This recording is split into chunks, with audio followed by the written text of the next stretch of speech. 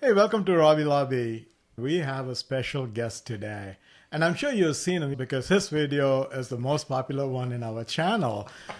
And Scott has been playing tennis for a very long time. Very long time. I started when I was 9, and I'm 75. I love the sport. I can't imagine not playing competitive, and I will not be happy when finally I won't be able to get on the tennis court. Yeah. Then I'll take up pickleball. Hear that, pickleballers? But only after I can't play. Yeah. I'm a tennis guy anyway. So Thank yes. you. And you were so generous after the match to give me a lot of tips and shared your USTA experience. So Santosh and I have been playing for nearly a decade. We've been playing Alta, but it seems to have a ceiling at where we are. It's not like we are moving up because you don't move up individually as a team. So we've been plateaued. But then we heard about USTA by some people said that you can play in tournaments, move up, and get national record. We can play in tournaments and all. Absolutely. We tried to figure out the process, and it was arcane, surprisingly. Yes. It's not easy. USTA is, I think, 50 years old, but also incredibly progressive in that it's runs the U.S. Open and all the software and the technology that is used, and now the expansion of that technology to junior tournaments so that they can start to do things like line calls, which don't exist in junior tournaments and even collegiate. So it's really interesting that they make it, I think, much more difficult than it should be for tennis players. I went to the site and I had to register. I didn't know which level is high, which level is low. Is 8 high or 8 low? Yes. Yeah, simple. And you don't know. You have to ask, is level 1 really up there? Or is it? And they go, level 1 is for the guys that you kiss their shoes. Right. Level 8's probably too low, given 10 years of experience. There's no place you can go easily on the website and say, what does this mean?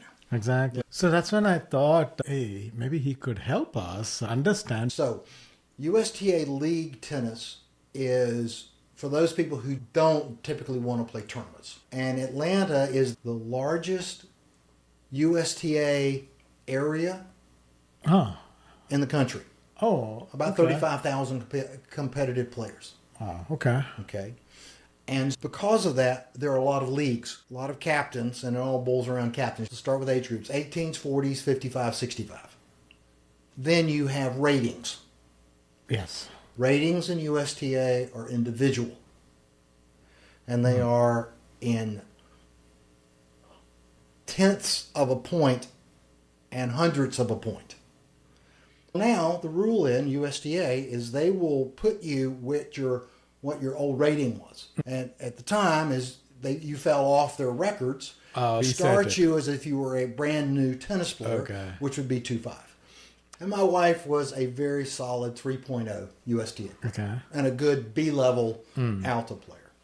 So I re-upped with USTA, hadn't been a member for a number of years, and they assigned me 2.5. And she was a 3.0. Okay. But I hadn't hit a tennis ball in years. But now, if you were a 4.0 and you go out for several years, you come back, you're going to be a 4.0. Yeah. Even if your game is not at a 4.0 level. So they fixed that.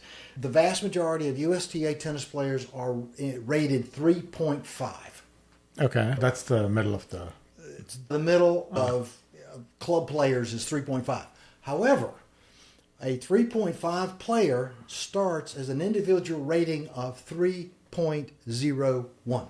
Oh, okay. You become a 3.5. So the rating is a ceiling, not a floor. So you have to know that. So it's actually a continuous number, right? If the algorithm rates you 3.01, you are 3.5. you thrive. But you have an appeal. Okay? And if you appealed a 3.01, it would give you 3.0. Okay. It would let you for 1 year. When your appeal, automatic appeal, you almost never get the second year of appeal. Okay. Ever. Okay? It's not common.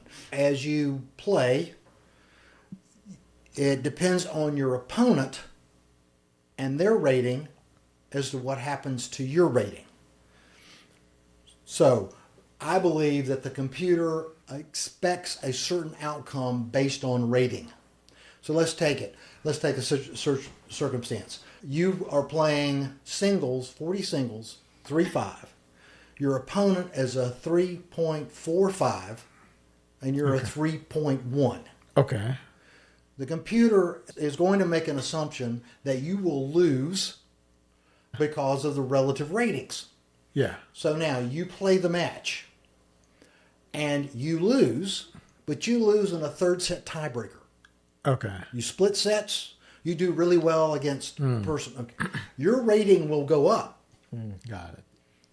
The person who has the high rating, they will get a little bit of a bump, Okay. but they're expected to win. Doubles, you get a fictitious rating. They take each individual and they put the ratings together to create a single rating. Let's just say as your opponents are 3.4, 3.4, and you're 3.1, 3.2, so they are a 3.4 mythical tennis player, and you're a 3.15. Okay. And then I believe that it says there should be a score, they should win, and the score should be this. You should lose in 2 sets. Okay? If you lose in 2 sets, nothing really changes in your rating. You're expected to lose. Unless you do better than they expected, you'll get a bump maybe to 3.2 instead of 3.1.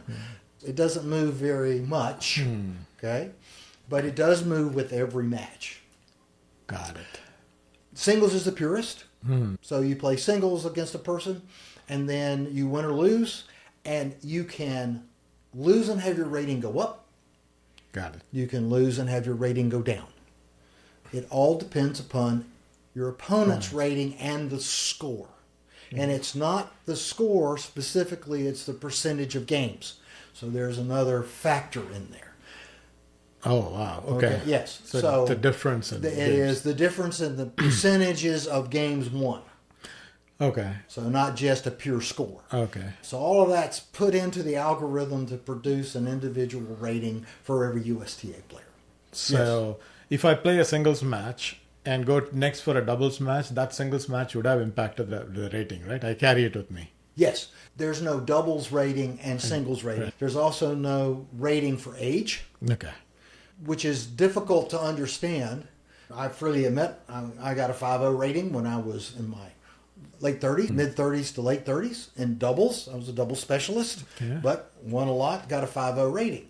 So had I continued, they might want to rate me at 5.0 at 75 years of age. I'm not a 5.0 player. Yeah. Okay? So there's no age, there's no adjustment for age. Okay, it's not leveled at age. That means Yes. if you are a 3-5, then you're expected to play 3-5 irrespective of age. They expect you will have a competitive match with a 3-5 who is 20 years old, right? Yes. Okay. You can always play up in rating, Got it. okay?